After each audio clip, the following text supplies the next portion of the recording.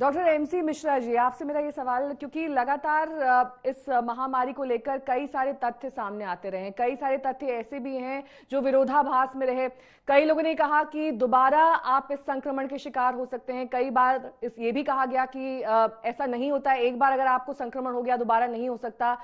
क्या अभी तक पूरी रिसर्च और स्टडीज में सामने आया है? क्योंकि कई लोग ऐसा मानते हैं कि जब तक ये पैंडेमिक चलेगा, जब तक वैक्सीन नहीं आ जाती है, तब तक पूरी रोकथाम और सारे एहतियात के बावजूद एक बार तो सभी को कोविड होगा। क्योंकि जिस तरीके से ये महामारी लगातार फैल रही है, अपने पैर पसार रही है, कहीं ना कहीं ये डर और भय सबके मन में है कि एक बार आपको ये संक्रमण होना तय है, जब तक आपको ये वैक्सीन नहीं लगती। देखिए, ये प्रश्न आपने बहुत अच्छा प्रश्न किया है। इसकी आप तुलना करिए। देखिए, ये जो कोविड वायरस है, ये भी एक फ्लू वायरस है जो इन्फ्लुएंजा लाइक सिम्टम्स होते हैं।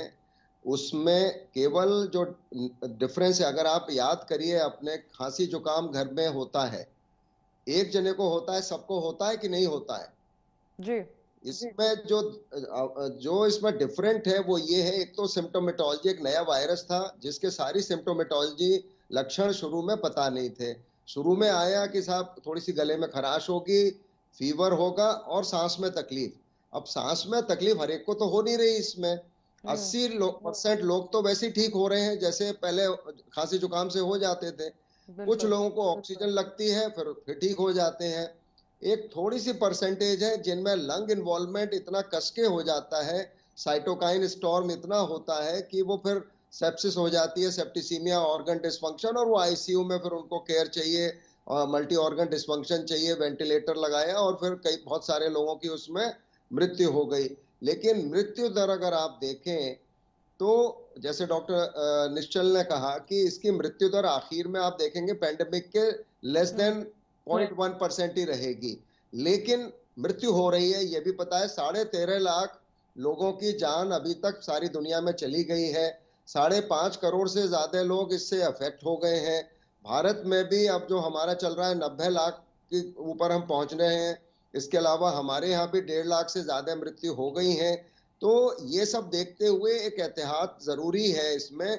अब दूसरी बार इन्फेक्शन की बात जो ये है, ये देखा गया कि प्लाज्मा थेरेपी शुरू हुई, वो उस बेसिस पे शुरू हुई थी कि लोगों में एंटीबॉडीज बन जाते हैं और वो उन लोगों को भी संरक्षण देते हैं, और जिनको वो प्लाज्मा दिया जाए उन लोगों को भी फायदा हो सकता है।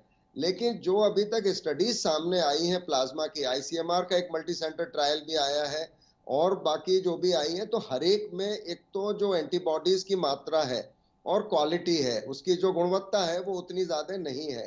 तो हर एक में कितनी इम्यूनिटी बनी, सेल मीडिएटेड इम्यूनिटी कितनी बनी, टी सेल कितना जो उसमें बना जो इनको संक्रमण को रोकेगा, ये अभी तक इसका कोई जवाब किसी के पास है नहीं। ये हमारा एक गैस है कि हाँ, ये एंटीबॉडीज बनती हैं, और ये एंटीबॉडीज तो बनती हैं, अब वो सस्टेन कितने दिन रहती हैं, एक तो ये सवाल है। लेकिन ये भी बात सच है कि बहुत सारे लोग जो ठीक हो गए हैं, कोविड हुआ और ठीक हो गए, तो उसमें से बहुत कम लोगों को दोबारा इन्फेक्शन हुआ है। लेकिन संभावना उनको इन्फेक्शन होने की है। और जैसे पहले एक मौसम में खांसी बुखार हुआ, उसी मौसम में दोबारा भी लोगों को होता रहा है। तो आपकी अपनी रोग प्रतिरोधक क्षमता कितनी बिल्डअप हुई है, ये उस पर भी काफी निर्भर करता है। नमस्कार, मैं हूं अंजना ओम कश्यप। हमें उम्मीद है ये वीडियो आपको पसंद आया होगा। लेटेस्ट खबरों के लिए यूं ही देखते रहिए आज तक, और इस वीडियो के पसंद आने पर लाइक, शेयर एंड सब्सक्राइब करना ना भूलें।